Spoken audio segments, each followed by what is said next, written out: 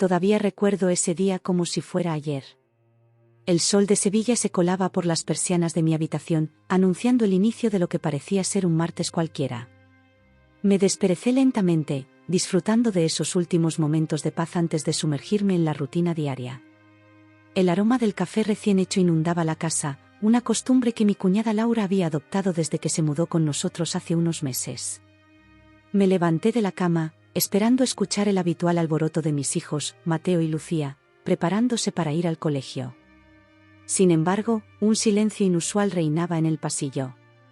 Qué raro, pensé, seguro que se han quedado dormidos. Con pasos perezosos, me dirigí primero al cuarto de Mateo. La cama estaba hecha, lo cual era extraño tratándose de un niño de 12 años. Fruncí el ceño, sintiendo una leve punzada de inquietud en el estómago. Decidí revisar la habitación de Lucía, mi pequeña de 8 años.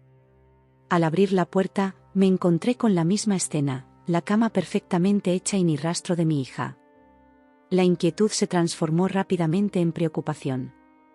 ¿Dónde estaban mis hijos? Con el corazón latiendo cada vez más rápido, recorrí toda la casa llamándolos. Mateo. Lucía. ¿Dónde estáis?, gritaba, esperando que en cualquier momento aparecieran riendo, como si se tratara de algún juego. Pero nadie respondía. El silencio era ensordecedor y cada segundo que pasaba aumentaba mi angustia. Finalmente, llegué a la cocina. Allí estaba Laura, mi cuñada, preparando el desayuno como si nada pasara. Su actitud despreocupada contrastaba brutalmente con mi creciente pánico. Me miró con una sonrisa que, en ese momento, me pareció completamente fuera de lugar. «Buenos días, Antonio», me saludó con una naturalidad que me desconcertó. «¿Quieres café?». Ignoré su ofrecimiento y fui directo al grano. «Laura, ¿has visto a los niños? No están en sus habitaciones y no los encuentro por ninguna parte». La sonrisa de Laura no vaciló ni un instante. Se giró hacia la cafetera y empezó a servir una taza mientras respondía con una calma que me heló la sangre. «Oh, no te preocupes por ellos. Los envié a un internado». Sus palabras me golpearon como un puñetazo en el estómago. Por un momento, pensé que había oído mal. «¿Qué has dicho?», pregunté, esperando que todo fuera un malentendido. Laura se volvió hacia mí, sosteniendo la taza de café en sus manos. Su expresión era serena, casi indiferente.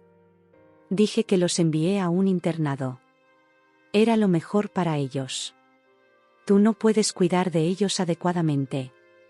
La incredulidad dio paso a la ira en cuestión de segundos. Sentí como la sangre me hervía en las venas.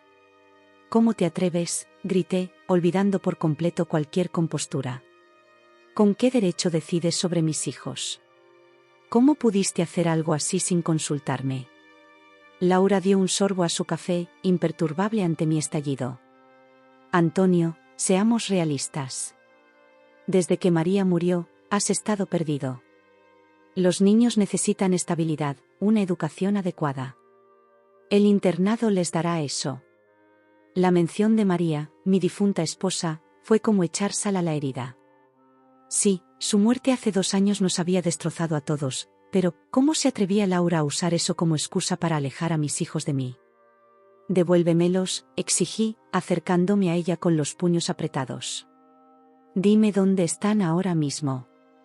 Laura dejó la taza sobre la encimera y me miró directamente a los ojos. Su sonrisa se había transformado en una mueca de desprecio. «No puedes hacer nada ahora, Antonio. Los papeles están firmados. Legalmente, están bajo mi tutela». Esas palabras resonaron en mi cabeza como un eco interminable. ¿Cómo era posible? ¿En qué momento había perdido el control de la situación hasta este punto? La desesperación empezó a apoderarse de mí.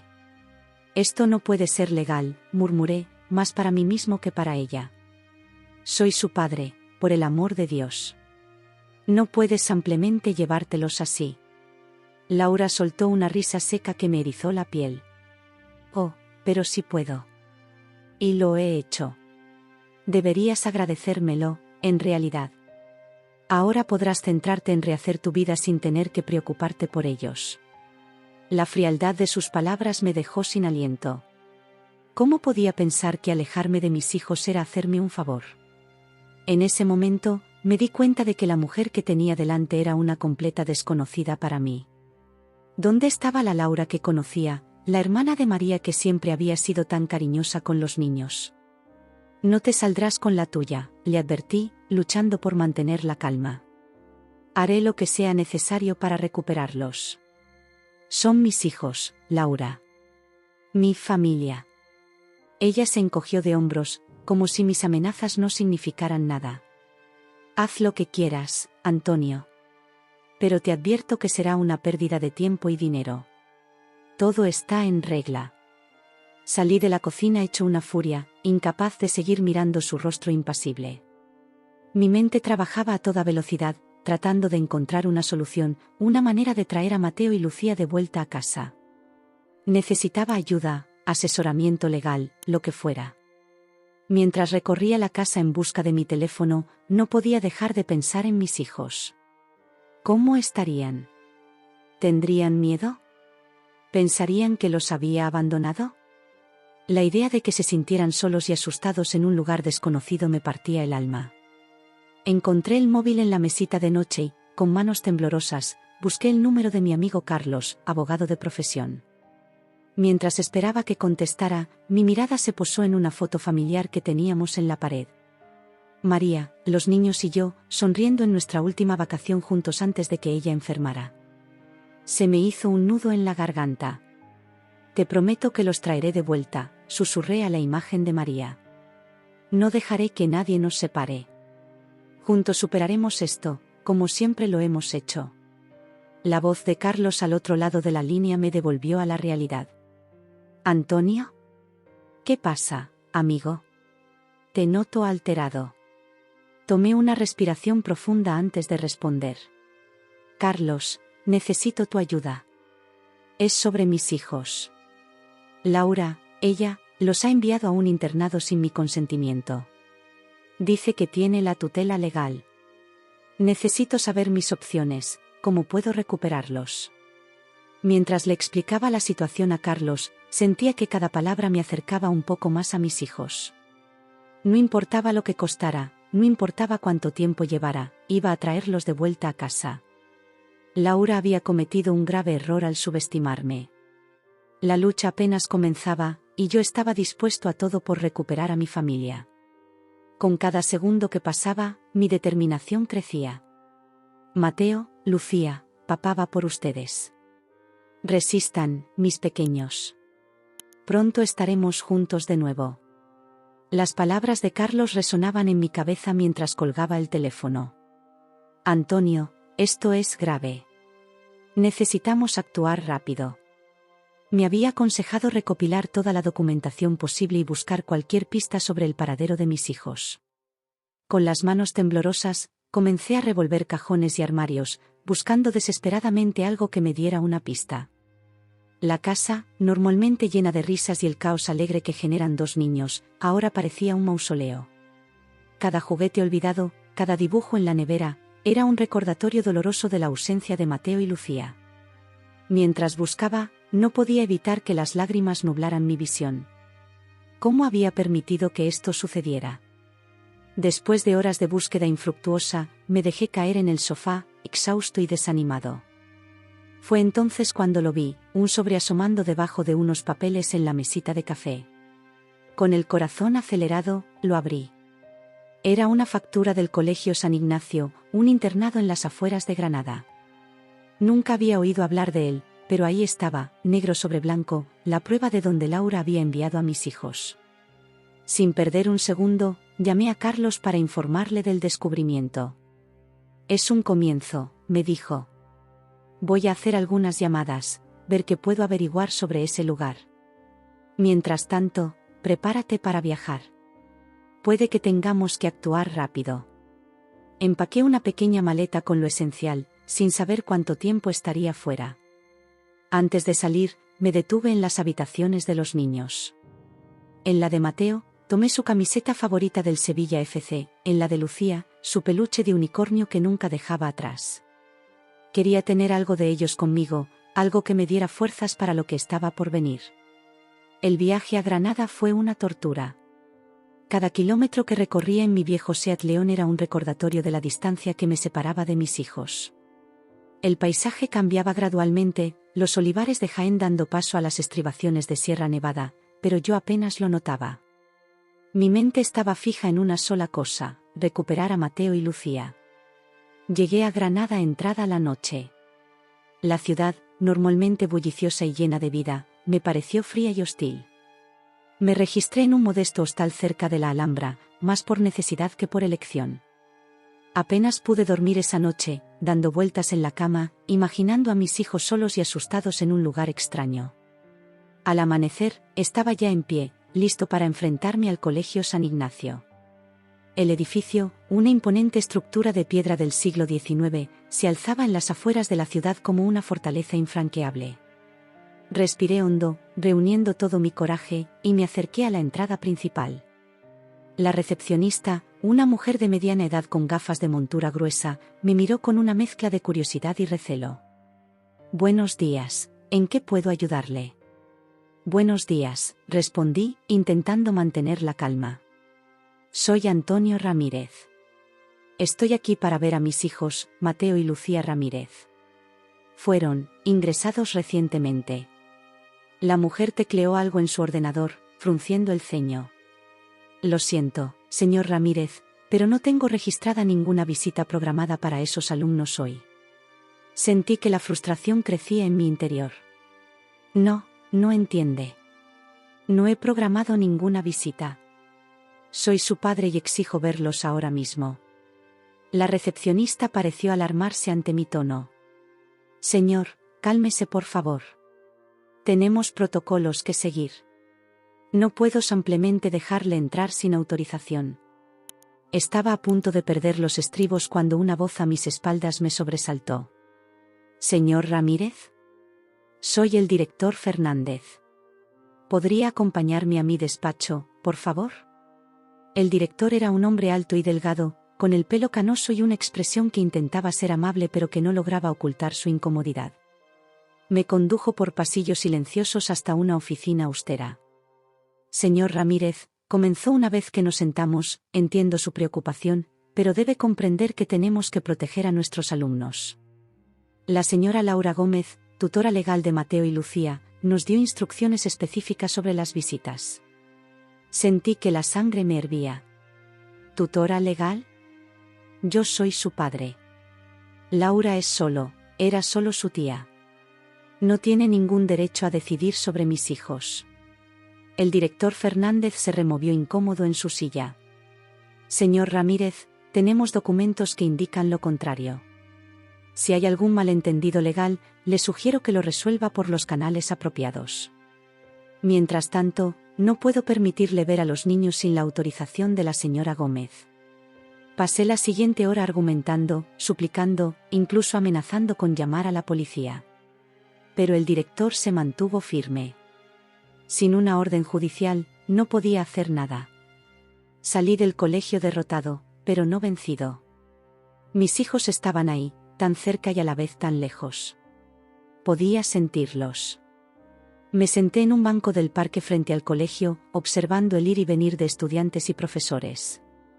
En algún lugar detrás de esos muros de piedra, Mateo y Lucía esperaban. ¿Sabrían que estaba ahí, luchando por ellos? Fue entonces cuando lo vi, un grupo de niños salía al patio para el recreo. Y ahí, entre la multitud, reconocí la inconfundible melena rubia de Lucía. Mi corazón dio un vuelco. Sin pensarlo dos veces, me acerqué a la verja. Lucía, grité, agitando los brazos. Lucía, cariño, aquí. Vi cómo mi hija se giraba, buscando el origen de la voz. Cuando sus ojos se encontraron con los míos, su rostro se iluminó con una mezcla de alegría y confusión. Papá, la oí decir, y comenzó a correr hacia mí. Pero antes de que pudiera llegar, una profesora la interceptó. Vi cómo Lucía forcejeaba, señalándome, mientras la mujer la llevaba de vuelta al edificio. Grité y grité, pero fue inútil. En cuestión de segundos, el patio quedó vacío. Esa noche, de vuelta en el hostal, llamé a Carlos entre lágrimas. Le conté todo lo sucedido, la frustración, la impotencia, el breve momento en que había visto a Lucía. Antonio, escúchame, dijo Carlos con voz firme. Esto nos da un punto de partida. Ahora sabemos dónde están los niños. Voy a presentar una solicitud de custodia de emergencia mañana a primera hora. Necesito que vuelvas a Sevilla.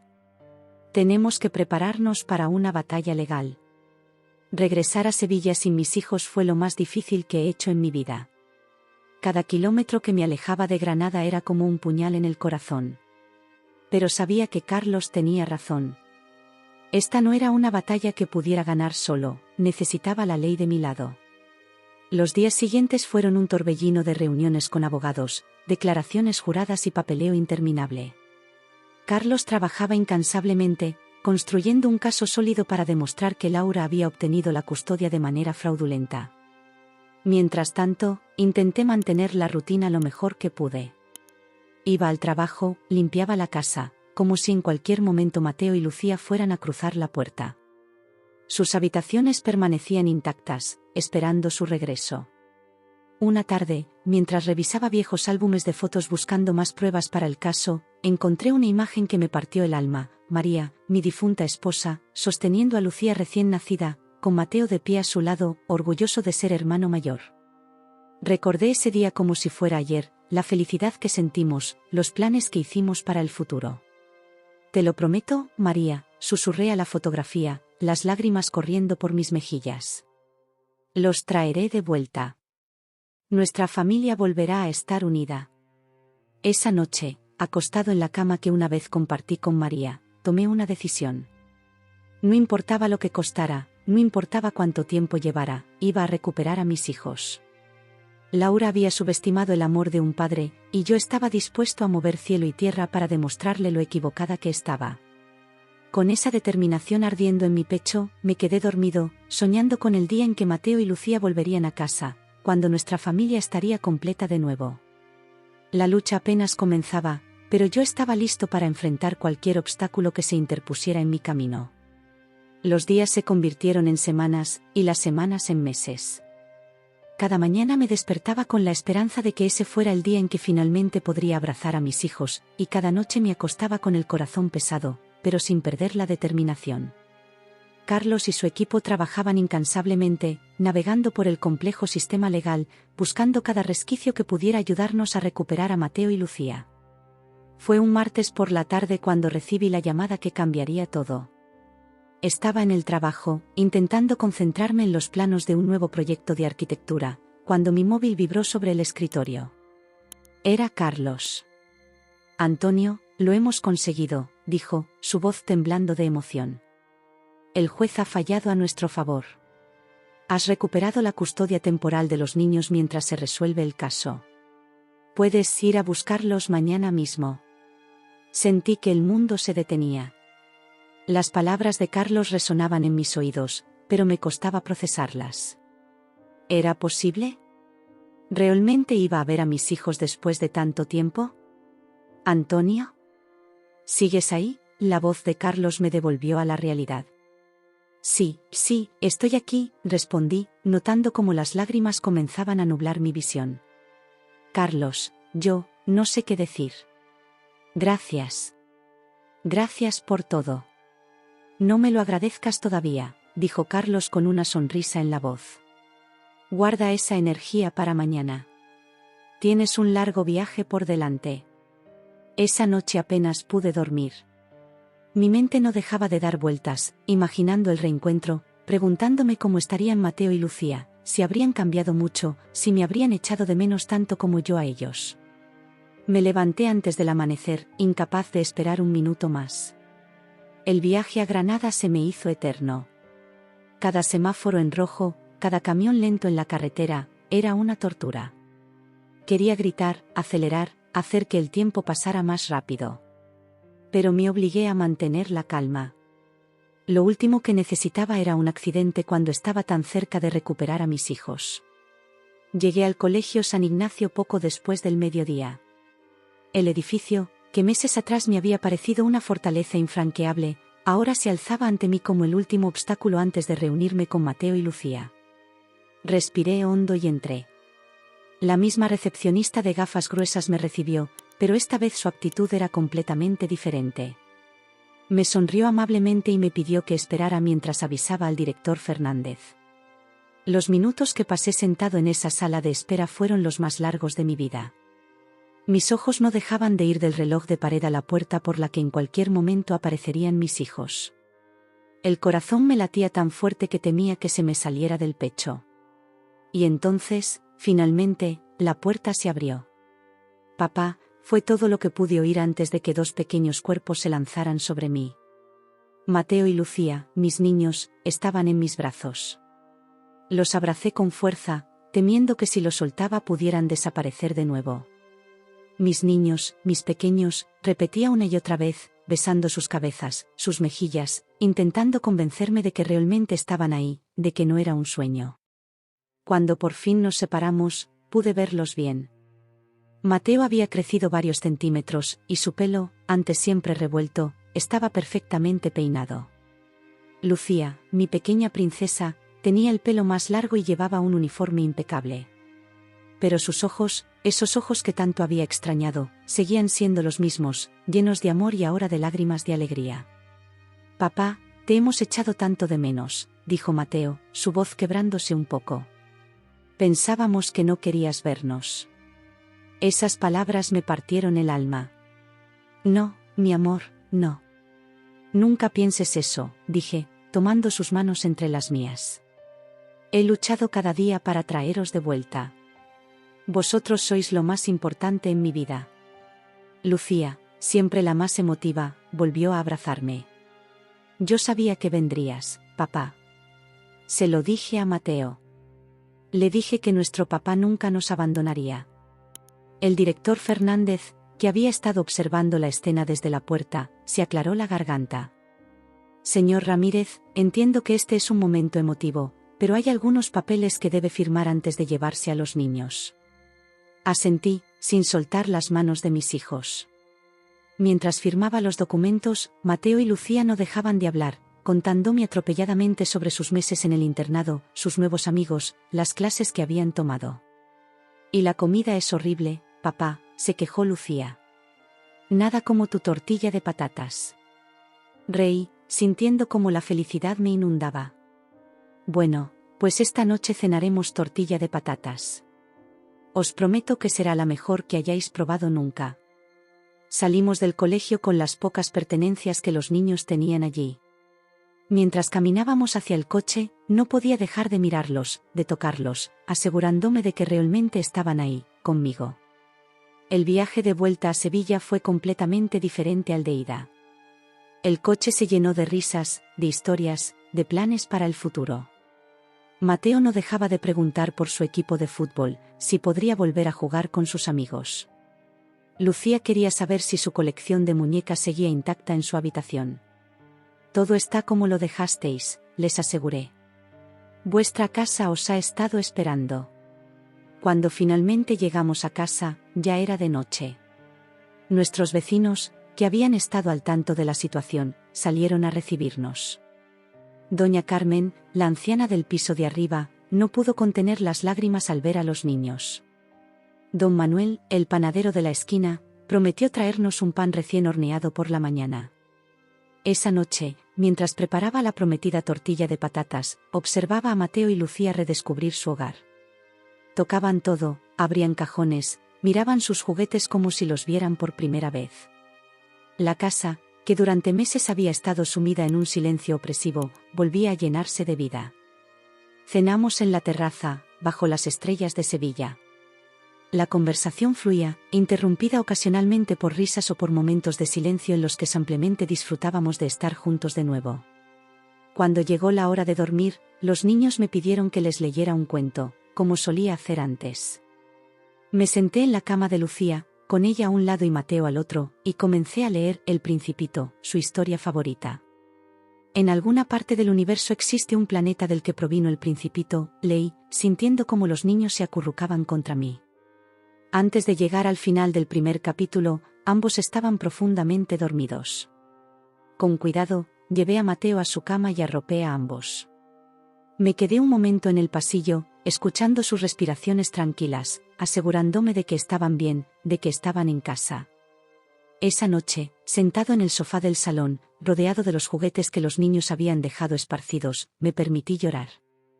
Lloré de alegría, de alivio, de gratitud.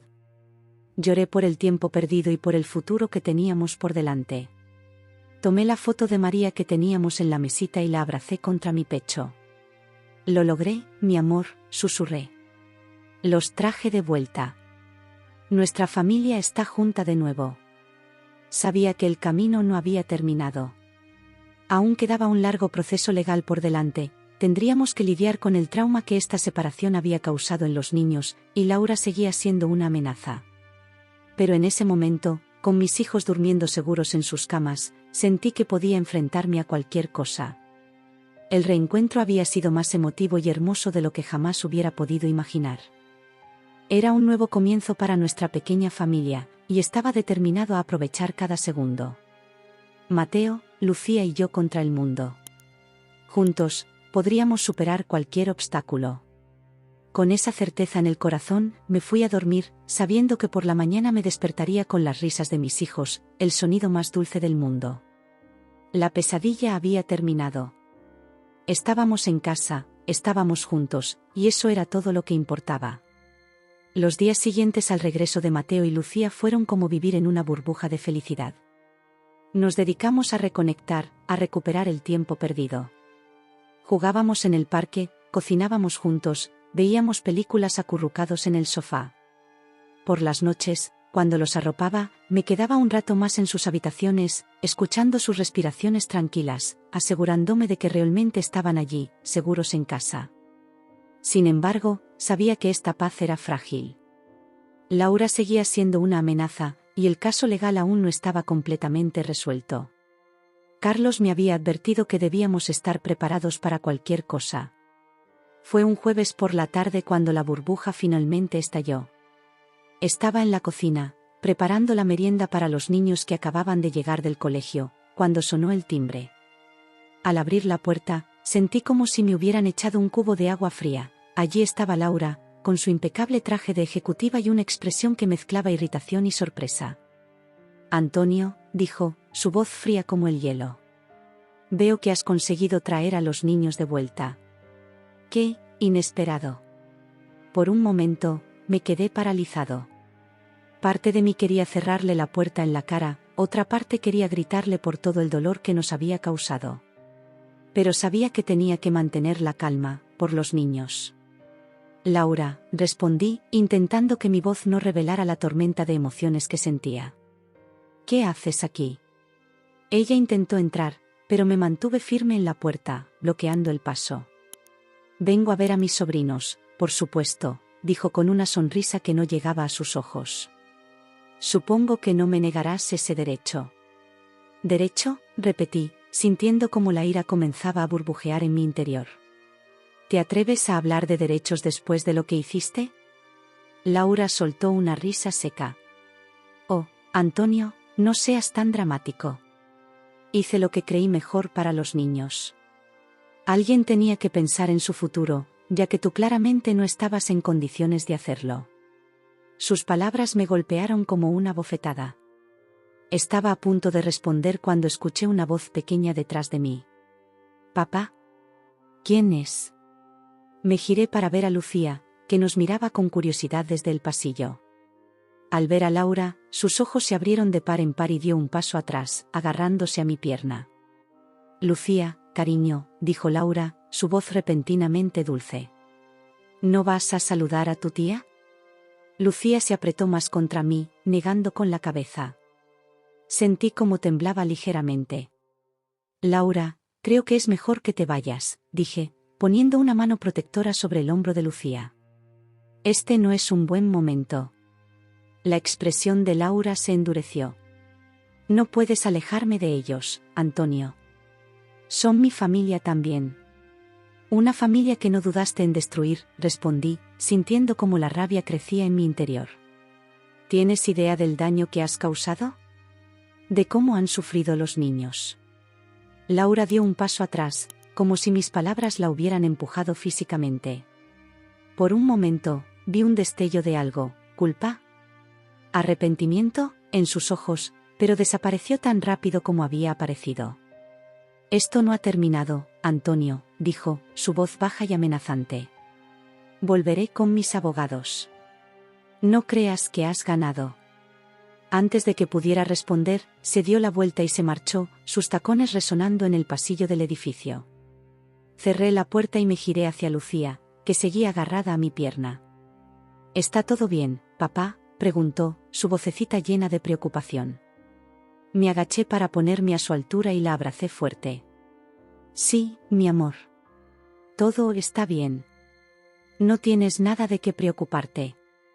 Pero mientras la sostenía, mi mente trabajaba a toda velocidad. Sabía que Laura no se daría por vencida tan fácilmente. Teníamos que estar preparados. Esa noche, después de acostar a los niños, llamé a Carlos. Le conté sobre la visita de Laura y le pedí consejo. «¿Esto es serio, Antonio?», dijo Carlos después de escucharme. «Laura está desesperada y podría intentar cualquier cosa.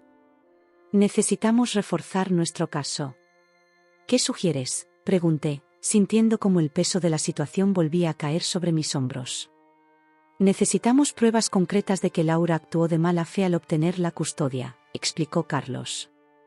«Algo que demuestre que mintió o manipuló la situación». Fue entonces cuando recordé algo. Durante los meses que Laura vivió con nosotros, antes de llevarse a los niños, había notado comportamientos extraños. Conversaciones telefónicas en voz baja, documentos que escondía apresuradamente cuando yo entraba en la habitación. «Carlos», dije, sintiendo como una idea comenzaba a formarse en mi mente.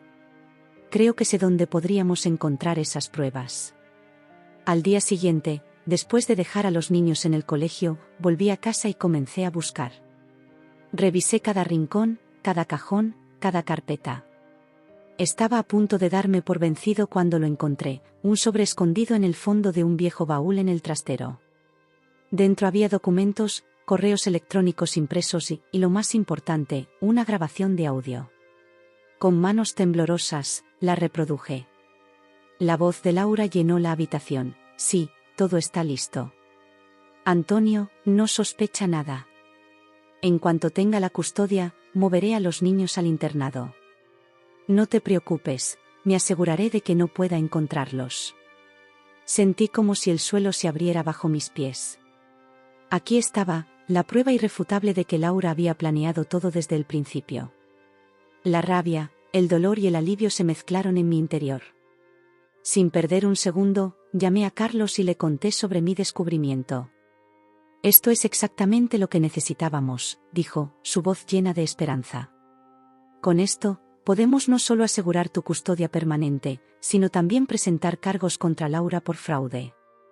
Los días siguientes fueron un torbellino de actividad. Reuniones con abogados, declaraciones ante el juez, preparativos para el juicio final. Mientras tanto, intentaba mantener la normalidad en casa, protegiendo a Mateo y Lucía de la tormenta legal que se avecinaba.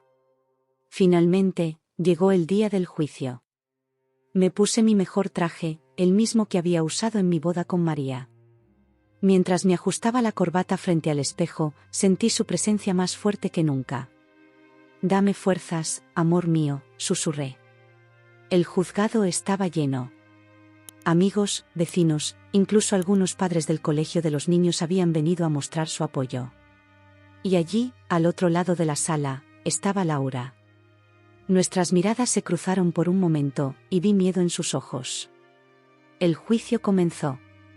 Los abogados presentaron sus argumentos, se llamaron testigos. Yo declaré, contando nuestra historia, el dolor de la separación, la lucha por recuperar a mis hijos. Y entonces, llegó el momento crucial. Carlos reprodujo la grabación. La voz de Laura, fría y calculadora, resonó en la sala.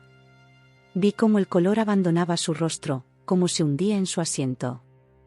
Cuando el juez pidió a Laura que se explicara, ella se levantó, temblorosa. Yo solo quería lo mejor para los niños, comenzó, pero su voz se quebró. Por primera vez desde que la conocía, vi a Laura derrumbarse. Lo siento, dijo finalmente, mirándome directamente. Lo siento mucho, Antonio. No sé en qué estaba pensando. Después de perder a María, yo me sentía perdida. Pensé que podía arreglarlo todo, que podía ser la madre que ellos habían perdido. Pero me equivoqué. Me equivoqué terriblemente. El silencio que siguió a su confesión fue ensordecedor. Sentí una mezcla de emociones, rabia, tristeza, pero también, sorprendentemente, un atisbo de compasión. Laura también había perdido a su hermana, y el dolor la había llevado a tomar decisiones terribles. El juez no tardó en dar su veredicto. Se me concedió la custodia total y permanente de Mateo y Lucía. Laura fue condenada a pagar una multa y a realizar servicios comunitarios. Además, se le prohibió cualquier contacto no supervisado con los niños. Cuando el juez golpeó el mazo, sentí como si un peso enorme se levantara de mis hombros. Estaba hecho. Mis hijos estaban a salvo, legalmente y para siempre. Salí del juzgado rodeado de amigos y familiares que me felicitaban. Pero mi mente ya estaba en casa, con Mateo y Lucía. Quería abrazarlos, decirles que todo había terminado, que nadie volvería a separarlos de mí. Antes de irme, vi a Laura una última vez. Estaba sola, recogiendo sus cosas. Nuestras miradas se cruzaron y, por un momento, vi a la mujer que una vez había sido parte de nuestra familia, la hermana de María que solía hacer reír a los niños. Adiós, Laura, dije samplemente. Ella asintió, las lágrimas brillando en sus ojos. Cuida bien de ellos, Antonio. Sé que lo harás. Salí del juzgado y respiré profundamente el aire de Sevilla. El sol brillaba, y sentí como si el mundo se hubiera vuelto más brillante. La pesadilla había terminado.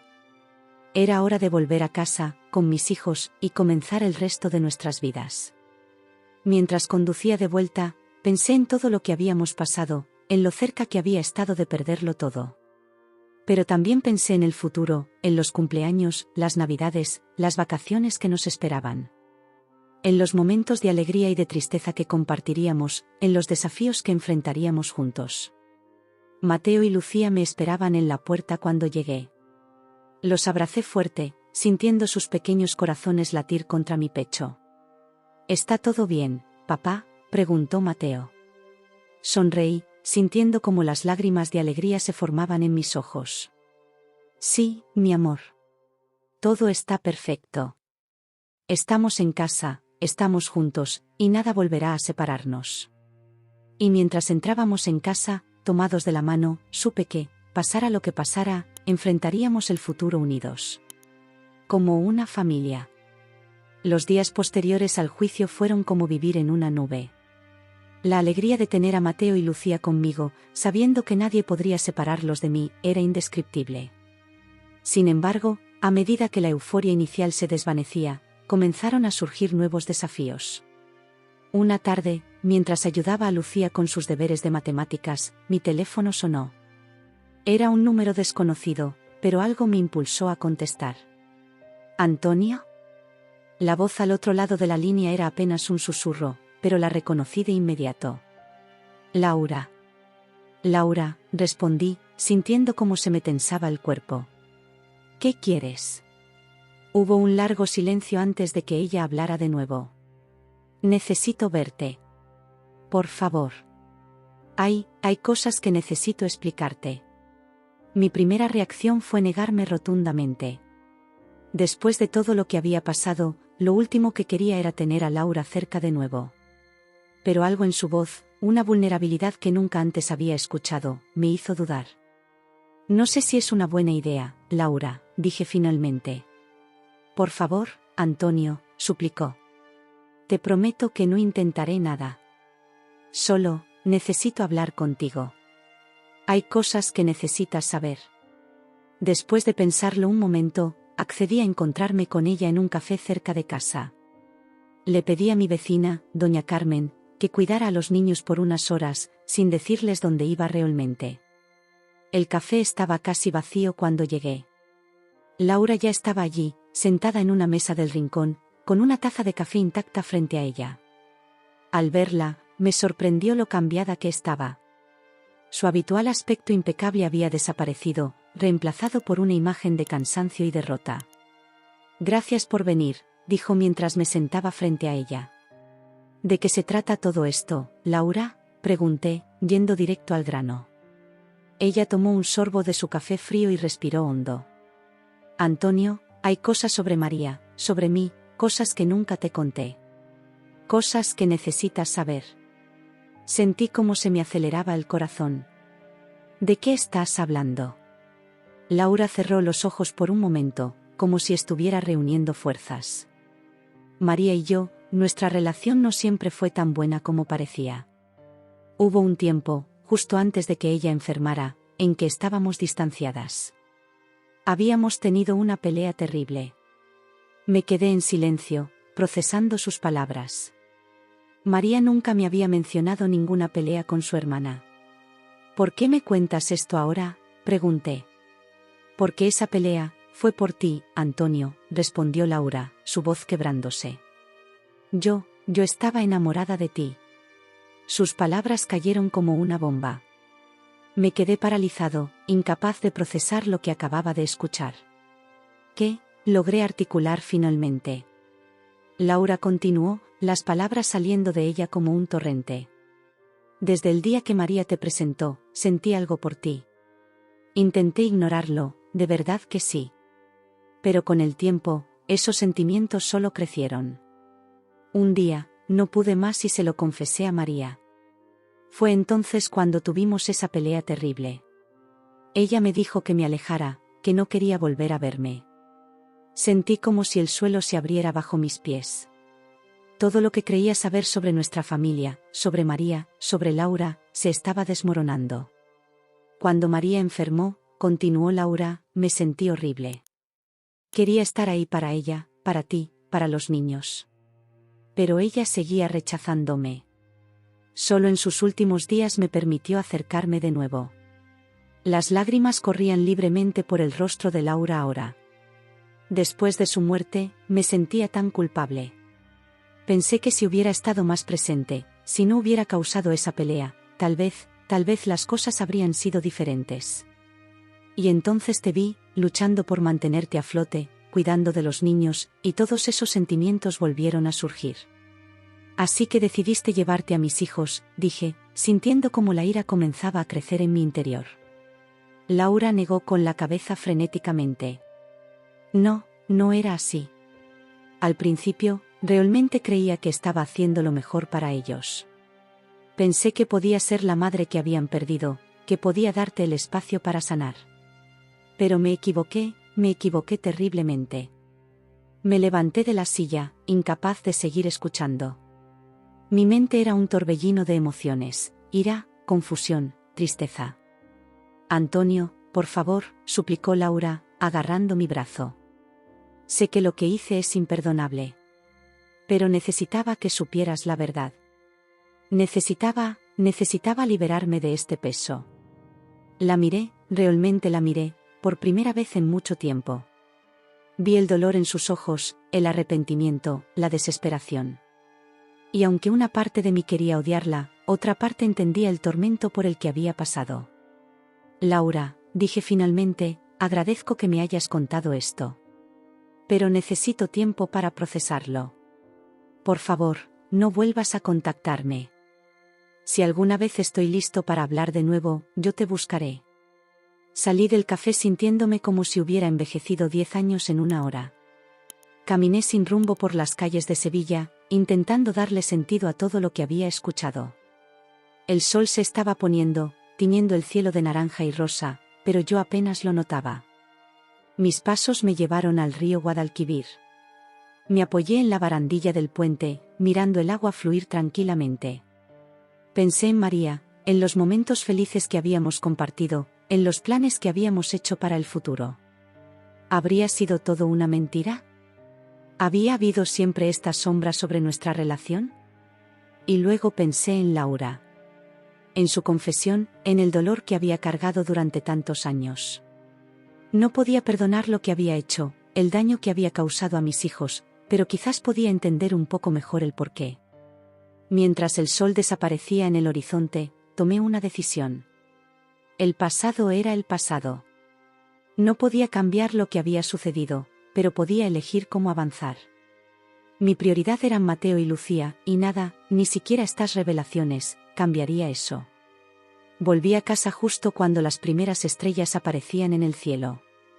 Mateo y Lucía me recibieron con abrazos y preguntas sobre dónde había estado. Les dije que había salido a dar un paseo para despejar la mente. ¿Estás bien, papá?, preguntó Lucía, sus grandes ojos marrones llenos de preocupación. Sonreí, sintiendo cómo el amor por mis hijos alejaba las sombras que la conversación con Laura había dejado. Sí, mi amor. Estoy bien. Solo necesitaba pensar un poco. Esa noche, después de acostar a los niños, me senté en el sofá con una foto de María. La miré durante mucho tiempo, recordando los momentos felices, las risas, los sueños compartidos. Te extraño, susurré a la foto. Ojalá estuvieras aquí para ayudarme a entender todo esto. No hubo respuesta, por supuesto, pero sentí una sensación de paz que no había experimentado en mucho tiempo. Quizás nunca sabría toda la verdad sobre lo que había pasado entre María y Laura, pero eso ya no importaba. Lo que importaba era el amor que María y yo habíamos compartido, el amor que tenía por mis hijos y el futuro que teníamos por delante. Los días siguientes fueron un proceso de sanación. Poco a poco, fui procesando todo lo que Laura me había contado. Hubo momentos de ira, momentos de tristeza, momentos en los que cuestionaba todo lo que creía saber.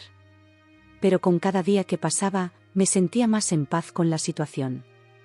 Una tarde, mientras jugaba al fútbol con Mateo en el parque, me di cuenta de que estaba riendo de una manera que no lo había hecho en mucho tiempo.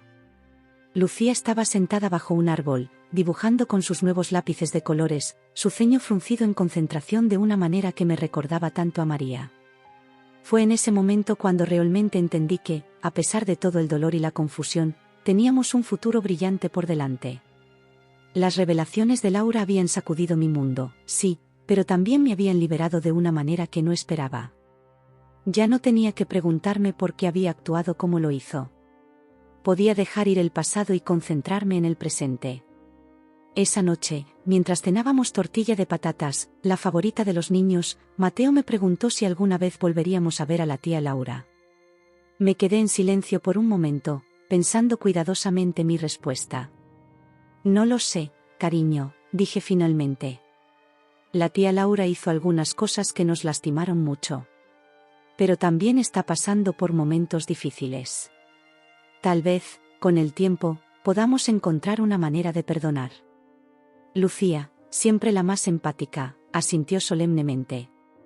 Como cuando Mateo rompió mi muñeca favorita y yo estaba muy enojada, pero luego él me pidió perdón y me ayudó a arreglarla. Sonreí, maravillado una vez más por la sabiduría que a veces mostraban mis hijos. Sí, algo así, mi amor.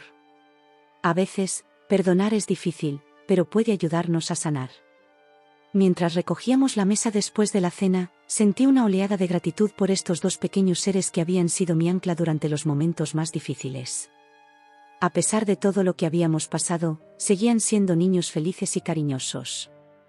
Esa noche, después de acostar a los niños, salí al balcón. La noche sevillana estaba llena de los sonidos familiares de la ciudad, música lejana, risas, el ocasional claxon de un coche. Respiré profundamente, sintiendo cómo el peso de los últimos meses se iba levantando poco a poco de mis hombros. Pensé en Laura, en María, en todo lo que había pasado.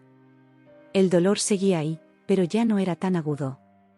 En su lugar, había una sensación de aceptación, de comprensión.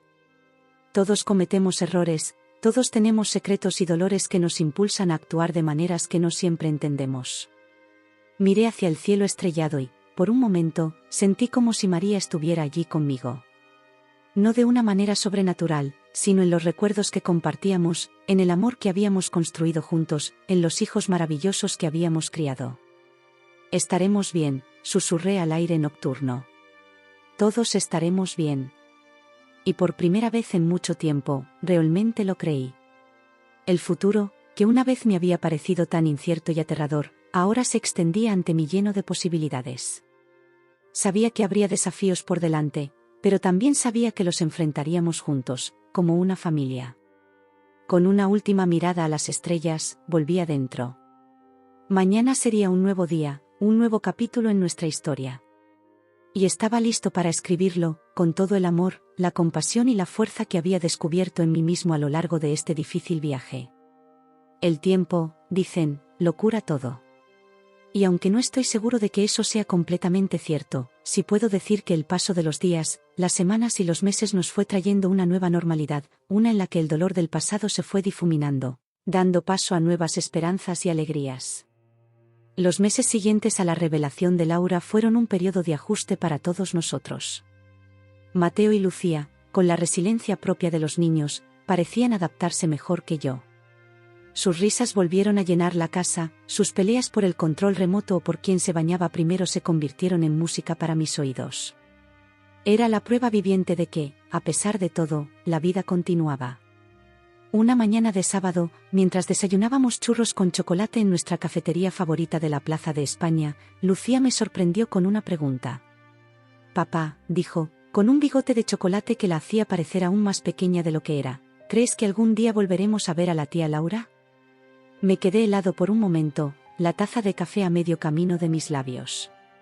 Mateo dejó de masticar su churro, sus ojos yendo de su hermana a mí, esperando mi respuesta. Respiré hondo. Habíamos hablado sobre Laura, por supuesto. Les había explicado, de la manera más suave posible, por qué ya no vivía con nosotros y por qué no podían verla por ahora. Pero esta era la primera vez que alguno de ellos expresaba el deseo de volver a verla. No lo sé, cariño, respondí finalmente. La tía Laura hizo algunas cosas que nos lastimaron mucho. Pero también sé que ella los quiere. Tal vez, con el tiempo, podamos encontrar una manera de que vuelva a ser parte de nuestras vidas. Pero eso tomará tiempo y dependerá de muchas cosas. Lucía asintió, pensativa, antes de volver a sumergir su churro en el chocolate. Mateo, por su parte, permaneció en silencio por un momento antes de hablar. «Yo la extraño a veces», dijo en voz baja. «Pero también recuerdo lo triste que estabas cuando no estábamos contigo, papá.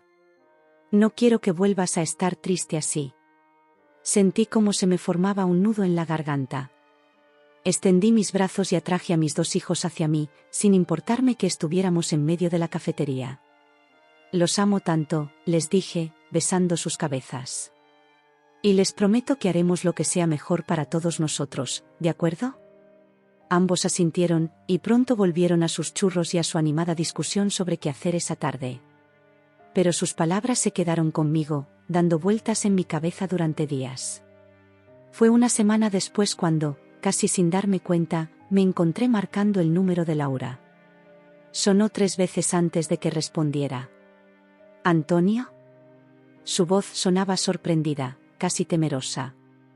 «Hola, Laura», respondí, sorprendido por lo calmado que sonaba mi propia voz. «¿Tienes un momento para hablar?» Lo que siguió fue una conversación larga y difícil. Hablamos de todo, del pasado, de María, de los niños, de los errores cometidos y de las heridas que aún estaban sanando. Laura lloró, yo lloré, hubo momentos de silencio tenso y otros de confesiones dolorosas. «Los niños preguntan por ti», le dije finalmente. «Y he estado pensando, tal vez sea hora de que intentemos reconstruir algo. No por ti o por mí, sino por ellos». Hubo un largo silencio al otro lado de la línea antes de que Laura respondiera, su voz quebrada por la emoción. «Gracias, Antonio.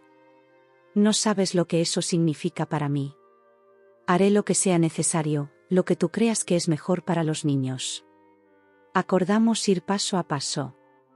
Primero, Laura comenzaría a tener llamadas telefónicas supervisadas con los niños. Si eso iba bien, podríamos pasar a visitas cortas en lugares públicos, siempre con mi presencia. Los meses siguientes fueron un ejercicio de paciencia y perdón.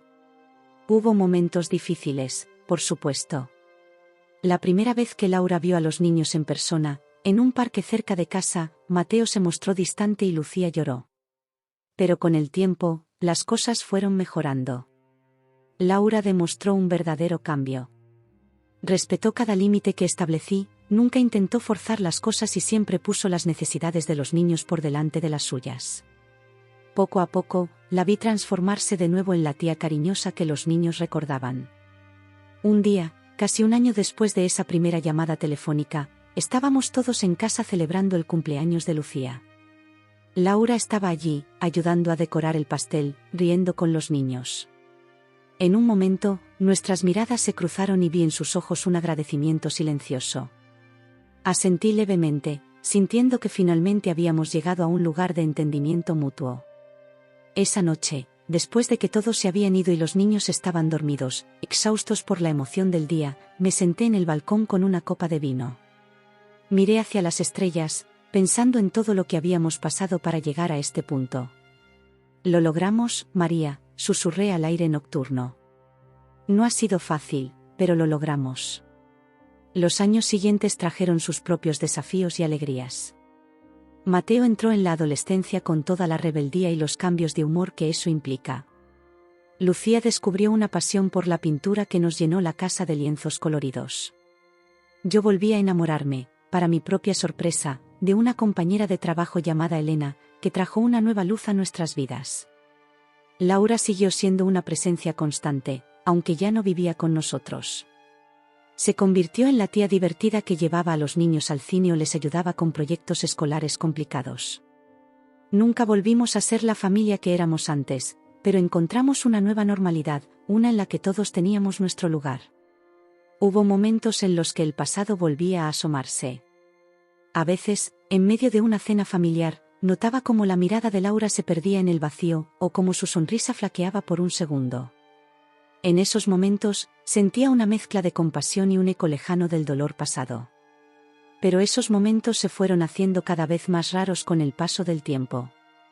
Una tarde de domingo, mientras todos estábamos en el parque del Alamillo para un picnic, me encontré observando a mi familia. Mateo, ahora un adolescente alto y desgarbado, jugaba al fútbol con algunos amigos. Lucía estaba sentada bajo un árbol, dibujando el paisaje en su cuaderno de bocetos. Elena charlaba animadamente con Laura, ambas riendo por alguna anécdota compartida. Y yo, en medio de todo, sentí una oleada de gratitud tan intensa que casi me dejó sin aliento. Habíamos pasado por tanto, habíamos superado obstáculos que en su momento parecían insuperables. Y aquí estábamos, no perfectos, no sin cicatrices, pero juntos y felices. Esa noche, mientras arropaba a Lucía, ahora una preadolescente que insistía en que ya era demasiado mayor para que la arroparan, pero que secretamente lo seguía disfrutando, me sorprendió con una pregunta. «Papá», dijo, sus ojos grandes y serios en la penumbra de su habitación, «¿crees que mamá estaría orgullosa de nosotros?» Sentí como se me formaba un nudo en la garganta. Me senté en el borde de su cama, acariciando suavemente su pelo. «Estoy seguro de que sí, mi amor», respondí. «Tu madre los amaba más que a nada en el mundo.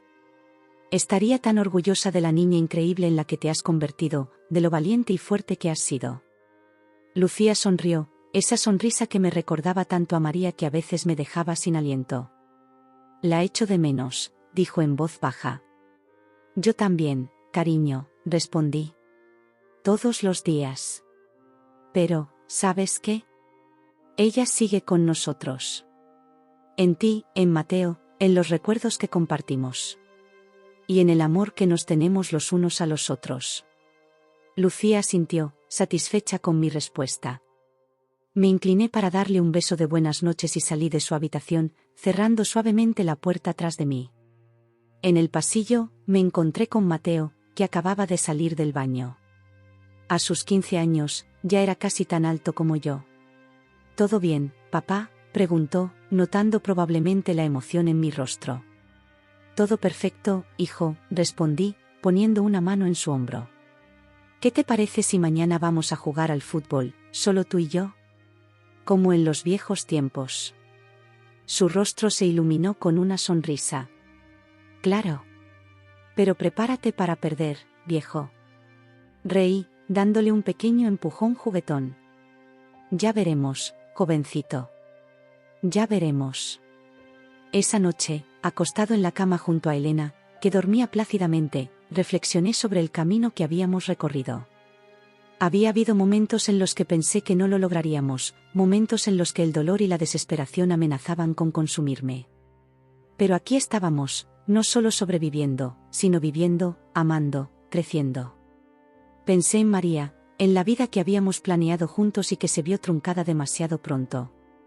Pensé en Laura, en los errores cometidos y en el largo camino hacia el perdón y la reconciliación. Pensé en mis hijos, en lo mucho que habían crecido y madurado a través de todas nuestras pruebas. Y finalmente, pensé en mí mismo. En cómo había cambiado, cómo había aprendido a ser más fuerte, más compasivo, más resiliente. Cómo había aprendido que el amor puede tomar muchas formas, que la familia no siempre se parece a lo que esperamos, pero que al final, es el amor lo que nos mantiene unidos. Mientras me iba quedando dormido, sentí una profunda paz. No sabía qué nos depararía el futuro, qué nuevos desafíos tendríamos que enfrentar. Pero sabía que, pasara lo que pasara, lo enfrentaríamos juntos. Como familia. Porque eso es lo que somos, lo que siempre hemos sido y lo que siempre seremos. Y con ese pensamiento, cerré los ojos, listo para enfrentar un nuevo día, un nuevo capítulo en nuestra historia. Una historia de amor, pérdida, perdón y, sobre todo, de la increíble capacidad del corazón humano para sanar y crecer, incluso en las circunstancias más difíciles.